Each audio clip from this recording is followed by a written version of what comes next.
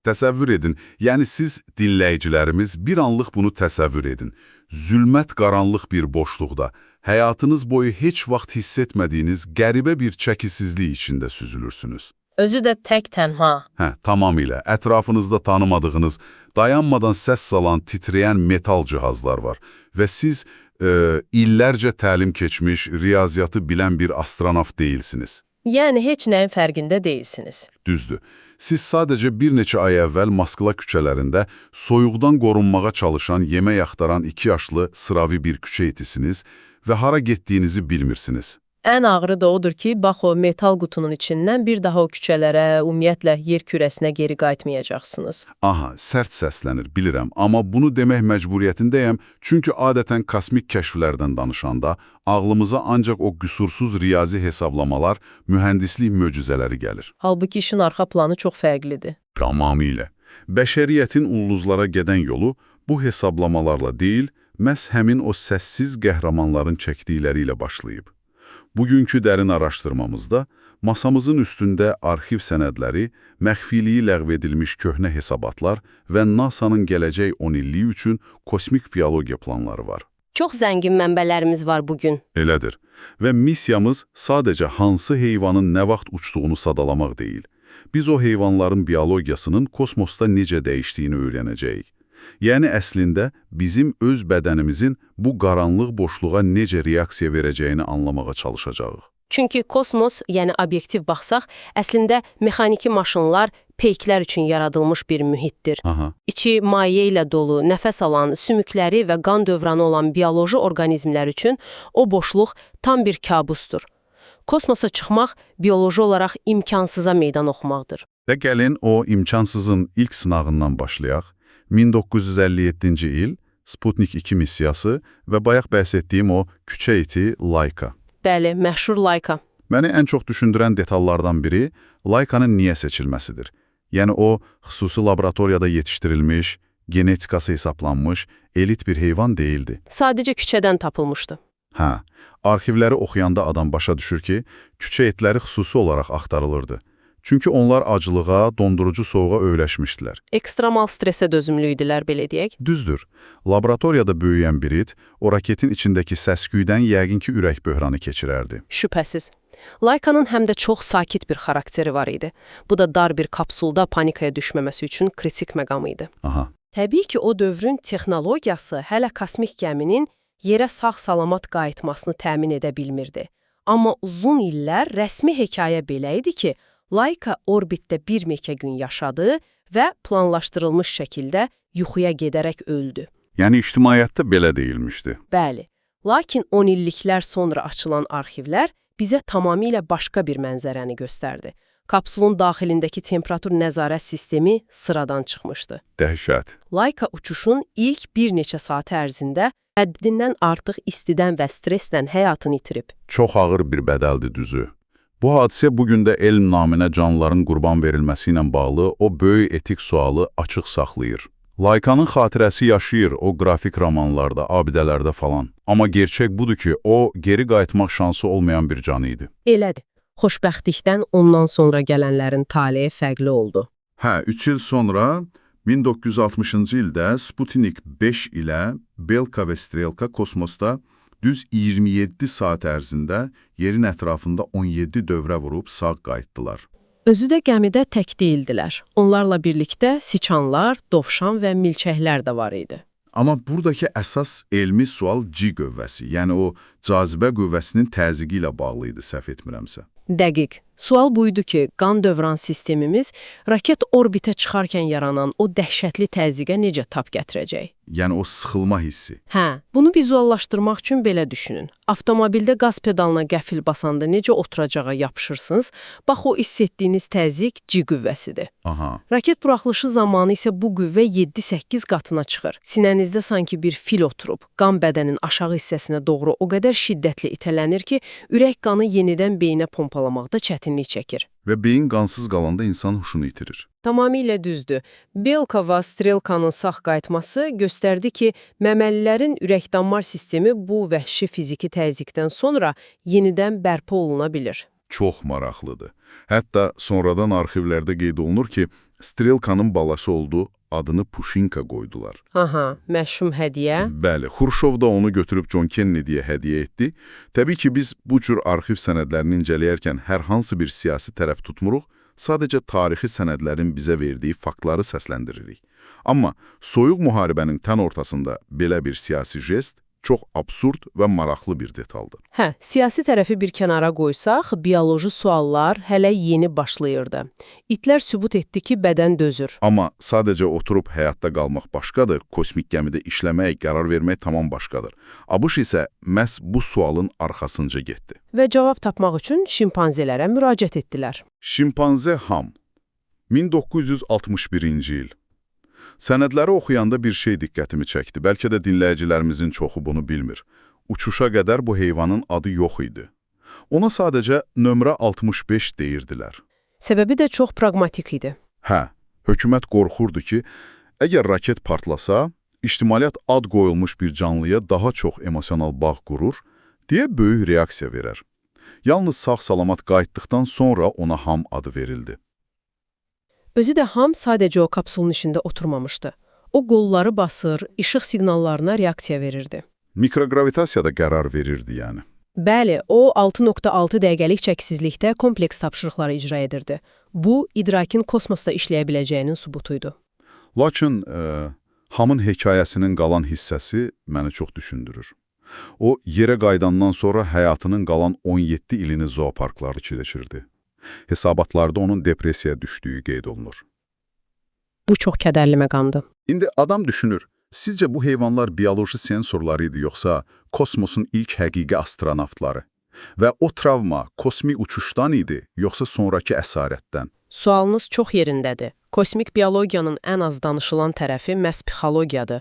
Ham sadəcə qan və əzələ maşını deyildi, o sosial canlı idi. Aha. Kosmos uçuşu özü-özlüyündə bir travmadır. O səs-küy, sonra qəfil səssizlik.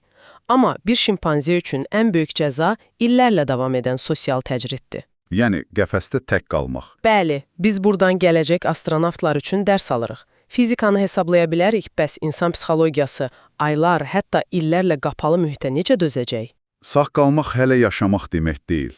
Düzdür. Və sağ qalmağın mümkün olduğu sübut ediləndən sonra alimlər o spesifik funksiyaları test etməyə başladılar. Məsələn, Fransa 1963-cü ildə Feliset adlı bir pişiyi kosmosa göndərdi. Özü də əslində başqa pişik getməli idi.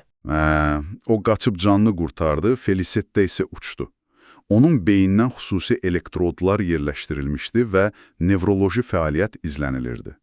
Amma bundan sonraki mərhələ məni lap təəccübləndirdi. Nə mənada? Skylab 3 missiyasında kosmosa hörümçəklər, Arabella və Anita göndərilir. Yəni bir dəqiqə, hörümçək? Necə ola bilər ki, hörümçək gravitasiya olmadan tor toxuya bilsin? Çox haqlı sualdır. Axı tor toxumaq ipliyi cazibə qüvvəsi ilə aşağı salmaqla bağlıdır, elə deyil? Bax, ən həlledici nöqtə də elə budur. Hörümçək toru sadəcə refleks deyil, məkan anlayışı tələb edən mürəkkəb motor bacarığıdır.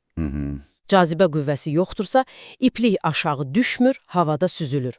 İlk günlər kosmosda hördükləri torlar tam bir xaos idi. Çünki beynini öyrəşdiyi fiziki qaydaları itirmişdi. Təsəvvür edirəm. Amma bir neçə gün sonra hörümçəklər vizual ipucularından, yəni qutunun divarlarından istifadə edərək beyinlərini yenidən proqramlaşdırdılar. O xaos mükəmməl torlarla əvəz olundu. Bu bizə nəyi göstərir bəs? Onu göstərir ki, sinir sistemi öyrəşdiyi mühit tamamilə yox olsa belə, yeni reallığa heyrətamiz sürətlə adaptasiya ola bilir. Adaptasiya deyirsiniz, amma qarşıma çıxan növbəti detal məni tamamilə şoka saldı.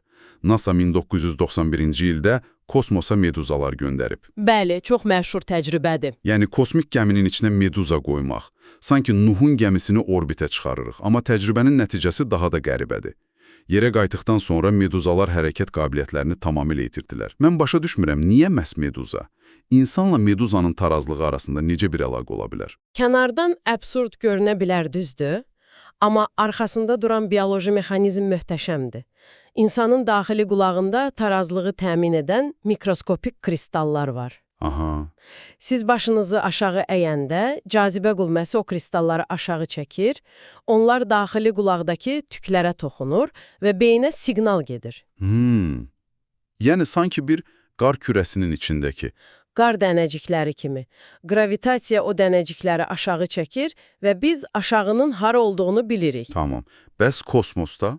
Kosmosda o kristallar havada süzülür. İndi qaydaq meduzalara. Onlarda da bizim daxili qulağımızla eyni prinsipdə işləyən statosist adlı orqanlar var. Eyni işi görürlər yəni. Bəli, kosmosda doğulan meduzaların beyinləri o kristalların cazibə qüvvəsi ilə aşağı düşməsinə öyrəşməmişdi.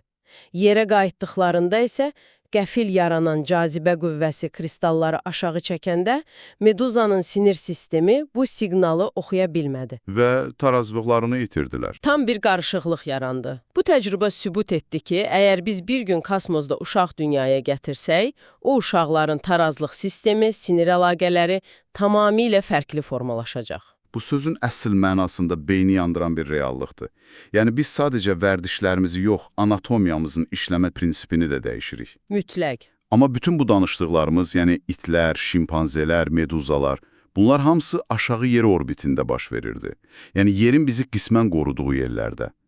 Ancaq dərin kosmosa çıxanda oyunun qaydaları dəyişir. Bax, orası artıq tam başqa bir dünyadır. Sənədlərdən birini oxuyurdum. 1968-ci ildə Sovetlərin Zond 5 missiyası insanlardan əvvəl ayın ətrafında fırlanmaq üçün 2 adi çöl tısbağası göndərirlər. Və onlar sağ qayıdır. Tısbağalar ayın arkasından keçib sağ-salamat, sadəcə biraz çəki itirərək qayıdırlar. Arxivlər göstərir ki, bu 2 balaca tısbağa ABŞ-da sözün əsli mənasında panika yaradıb və Apollo 8 missiyasının sürətləndirilməsinə səbəb olub. Çünki onlar aşağı yer orbitindən kənara çıxmışdılar. Bax, bəşəriyyətin gələcəyi üçün ən böyük maneə məhz o xətti keçməkdir. Yerin maqnit sahəsi, yəni Van Allen qurşaqları var. Qalxan kimi bir şey. Bəli, görünməz bir maqnit qalxanı. Bu bizi günəş fırtınalarından, kosmik radiasiyadan qoruyur. Beynəlxalq kosmik stansiya belə bu qalxanın içindədir. Amma Aya, Marsa getmək üçün? O qalxandan çölə çıxmalısınız. Orada isə radiasiya səviyyəsi ən azı 10 dəfə daha çoxdur. Və elə NASA'nın kosmik biologiya planları da bunun üzərində qurulub. Amma mən o planları oxuyanda düzü biraz xəyal qırıqlığına uğradım. Niyə ki? Artemis 2 missiyasında dərin kosmosa heyvanlar göndəriləcək. Biz Marsa getməkdən danışırıq.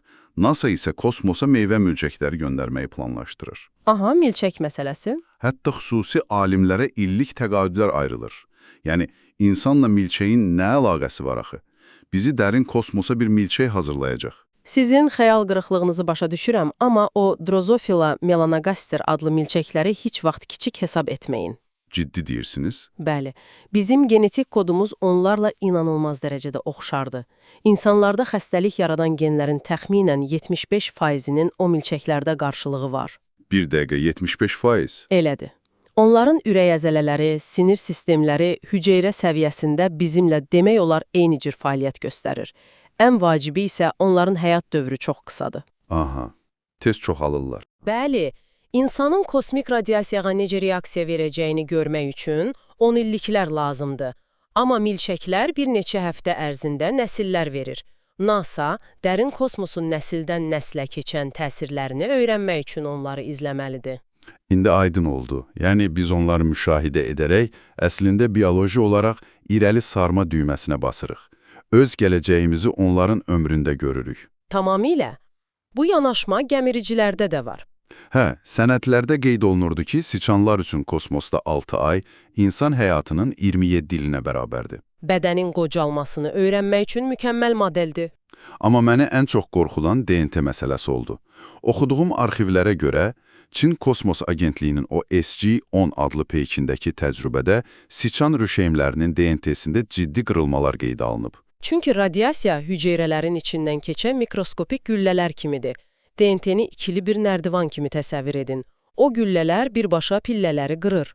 Xüsusilə də rüşeymdə. Bəli, sürətlə bölünən hüceyrələr bu radiasiyaya qarşı çox həssasdır. Düzdür, Yaponiya Kosmik Agentliyi kosmik stansiyadan qaytarılan sıçan spermasından sağlam bala əldə edə bildi. Amma o qalxanın içindeydi, yəni yerin maqnit sahəsində. Bax, əsas məsələ də odur. Dərin kosmosda qalxandan kənardan nə olacağı müəmmadır. Əgər biz Aya qaydırıqsa, Marsda koloniyalar quracaqsa, məsələ sadəcə sağ qalmaq deyil, məsələ orada çoxala bilməkdir. Bütün bu arxivlərin, bioloji hesabatların mərkəzində tək bir narahatlıq dayanır. İnsan bədəni o ulduzlar arası mühitə aid deyil. Tam olaraq elədir. Hətta fərqlər belə var. Məsələn, qadın və kişi bədəninin reaksiyası fərqlidir. Necə yəni? Tədqiqatlar göstərir ki, qadın astronavtların immun sistemi fərqli reaksiya verdiyi üçün uzun müddətli radiasiya mühitində otoimmun xəstəliklərə daha meyilli ola bilərlər. Biz bu fərqlilikləri dərk etmədən sadəcə raketi gücləndirməklə uzağa gedə bilmərik. Yəni sağlam nəsil artıra bilməyəcəksə, bizim Marsdakı bazalarımız ən bahalı qəbirstanlığa çevriləcək. Təəssüf ki, elədir. Doğrudan da. Bugünkü araşdırmamızda mənbələrin böyük mənzərəsinə baxanda bir şey aydın olur. Biz ulduzlara gedən biletimizin haqqını hələ də bioloji bədənlərlə ödeyirik. Həm də o kiçik canlıların bədənləri ilə. Bəli, Laikanın son anlarından tutmuş, gravitasiyasız tor toxuyan Arabellaya, tarazlığını itirən meduzalara və o balaca meyvə milçəklərinə qədər. Bu heyvanların hamısı insanlıq üçün sınaq pimi rolunu oynadılar. Onlar olmasaydı, Artemis missiyalarını xəyal belə edə bilməzdik. Biz insanlığımızın sərhədlərini məhz onların sayəsində öyrənirik. Dinləyicilərimiz, növbəti dəfə gecə göy üzünə, Aya və ya Marsa baxanda, o boşluğa bizdən əvvəl atılan o kiçik canlıları da düşünün. Amma bütün bu sənədləri kənara qoyanda, mənim ağlımda heç bir hesabatda yazılmayan başqa bir sual yaranır. Nə sualı? Siz bayaq meduzalardan və DNT-nin qırılmasından danışdınız. Təsəvvür edək ki, biz Marsda 100 illərlə yaşayacaq koloniyalar qurduq. O insanların bədəni nəsillər boyu fərqli cazibə qüvvəsinə, fərqli radiasiyaya məruz qalacaq. Rüşeyimin inkişafı, DNT əsrlər boyu bu yeni kosmik qaydalara əsaslanacaq. Aha, yəni təkamül prosesi. Bəli. Sualım budur.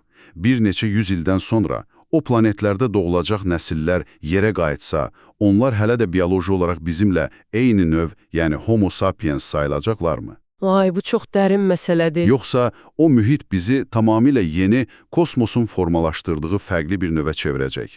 Kosmosa insan kimi gedib başqa bir varlıq kimi qayıda bilərikmi? Çox provokativ və üzərində düşünməli bir fikirdir. Elədir. Bax, bu sual üzərində uzun-uzun düşünməyə dəyər. Bununla da bəşəriyyətin və heyvanların kosmosla mübarizəsini araşdırdığımız bugünkü dərin araşdırmamızın sonuna gəldik. Suallar verməyə və göy üzünə fərqli bir gözlə baxmağa davam edin. Hələlik. Hələlik.